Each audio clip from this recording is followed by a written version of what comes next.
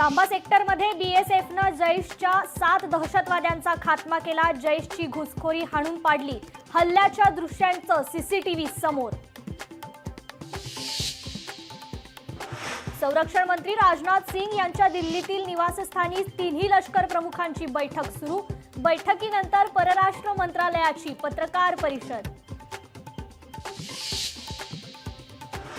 Bharat Pakistan तणावानंतर Bharat action मोडवर। जगभरातील परराष्ट्र मंत्र्यांसोबत भारताचा संवाद।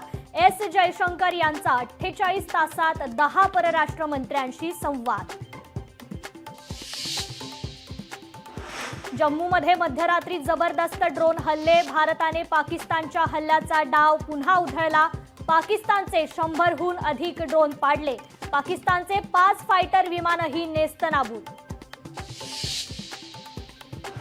भारतीय सैन्याची दहशत पाकिस्तानच्या पंतप्रधानांपर्यंत। खुद्द शहबाज शरीफ भारताच्या हल्ल्यानंतर बंकरमध्ये लपले। सूत्रांची माहिती। भारत आणि पाकिस्तानातील तणावाचा शेअर बाजारावर परिणाम। सेन्सेक्स 450 अंकांनी तर निफ्टी 145 अंकांनी घसरला। आयपीएलचे उर्वरित सर्व सामने रद्द। भारत पाकिस्तान तणावाच्या पार्श्वभूमीवर निर्णय।